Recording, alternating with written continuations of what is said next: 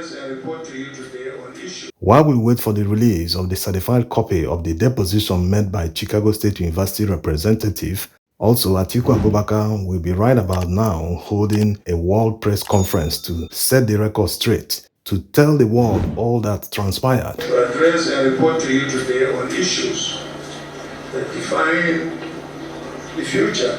The discoveries he made in Chicago, so that people will not start to twist the words. Whatever Chicago State University representative said can never be subjective. People should quote them exactly as they said it.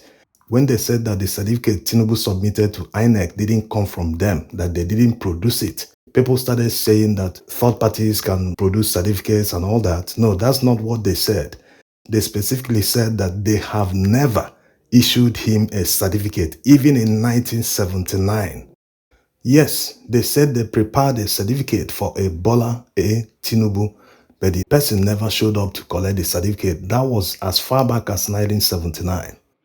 They also accepted that it is based on assumption that they feel that the Tinubu in Nigeria is the same person that was admitted to their school and the person they have their records. Remember, the only way one can prove that he attended a university is by presenting the certificate he got from the same university. This is why people attach their credentials to their CV when they are job hunting, and your potential employer will now go ahead and verify the institutions listed in your credentials to find out if you actually attended them. So if the person didn't attach the certificate, there wouldn't have been any way for the potential employer to verify that the person attended the institution. Now enter Nigerian election.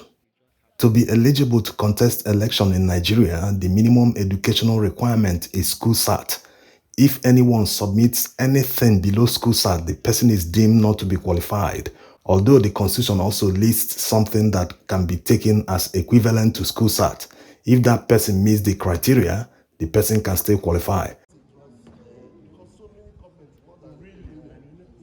Now, let's look at Tinubu's political history to find out why he can't or maybe doesn't want to apply to the school he purportedly attended to be issued a new or replacement certificate. In 1999, when he was filing his particulars to contest the governorship election in Lagos State, he did not submit any certificate at all. He just listed all the schools he attended on the INEC form. Because there's no certificate to prove he actually attended these schools, he had to attach an affidavit. In this affidavit, he lied. We'll see why this is a lie in a moment. He said that he lost all the particulars when the army raided his home. At the time, the story looked very suspicious because many people knew his history. They started digging, debunking all the schools, from primary school to secondary school. He claimed to have attended Government College Lagos and graduated in 1970. The school was inaugurated in 1974. Government College Ibadan, debunked. Even the University of Chicago he included. Yes, it's different from Chicago State University. It was debunked, and he said, hey, it was a mistake that Senator Afikiomi filled the form on his behalf. So all that happened, and considering that his dream of becoming president didn't start today, yes, that was the sole reason he captured Lagos, to stock up all the money so as to be able to contest the presidential election. Yes, that could be the only reason he captured the state. So in preparation for running of the president, one would have thought, after going through all these certificate scandals in 1999 and into the early 2000s, he would have started early to make a request from the school to provide him a replacement certificate if he truly attended the school. Yes, that's a very reasonable thing to expect from someone who has a lifetime ambition of becoming president. All the ones he could do by himself, assembling all his particulars, credentials, everything. He can even store them in a bank. Yes, request for a private vote, they will store it for you, so that by the time you want to file with INEC, you will just request it and file. But he never did any of this. Now, when the time came to submit particulars for the presidential elections, he manufactured and forged a certificate out of nowhere. This is how you can understand that he lied in the previous affidavit that covers the certificate. because Chicago State University said they never issued him any certificate, even in 1979. So he couldn't have lost something he never had.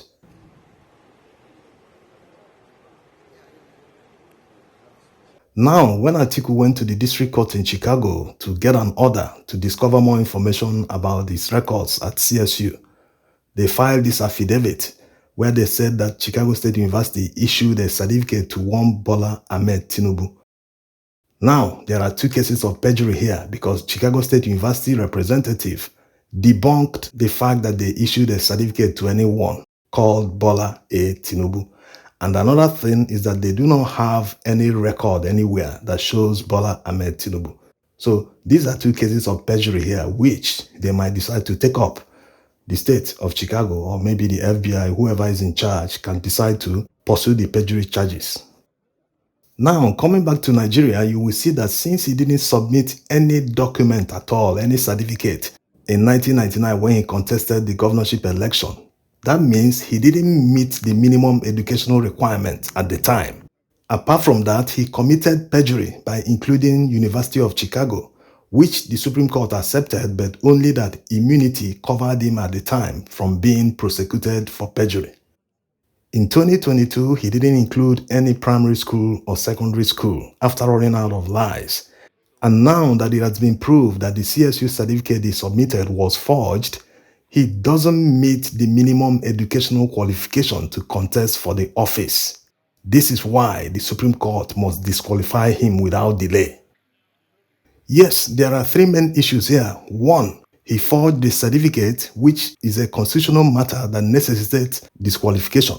Two, since that certificate is forged, he didn't submit the minimum educational requirements to contest for the position, having lied all his way in the 90s and early 2000s that he went to schools and all of them were eventually debunked. It means he wasn't even qualified at the time to run for the office. So the Supreme Court must act. Three, what is at stake now is to save our national reputation. That's if we even had one in the first place. But the little we had has gone down the drain these past few days following the revelation by Chicago State University.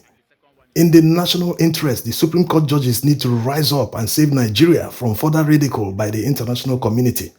It is no longer about party or who you support or your political leanings. It's about saving our national interest, saving our name. How can such a character be presiding over our affairs? Look at his history from the 90s to now. Is this the best we can offer?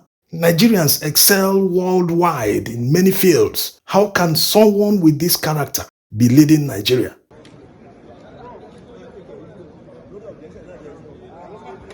Now you can see why Tinubu has never made a request by himself to collect a replacement certificate from Chicago State University. Is it even a replacement? He was never issued one in the first place. You can see why he did it. He doesn't have the confidence to go and do it by himself because he's not the owner. It's as simple as that. He doesn't want to be caught claiming what is not his. Yes, the school said that his identity is only based on assumption because they have it on their records, not that they are sure that it is actually him. His lawyer, during the hearing at the Presidential Election Petition Tribunal, told the court that they spent thousands to get evidence at Chicago State University. But the school debunked it during their oral deposition. They have never received any request to release his certificates to him in an official capacity. Never. Look at this form on their website. It costs a few dollars to make the request. You already know why he can't do it. So here's hoping that the Supreme Court will do the right thing and save all of us from reputational damage and embarrassment. Thanks for watching.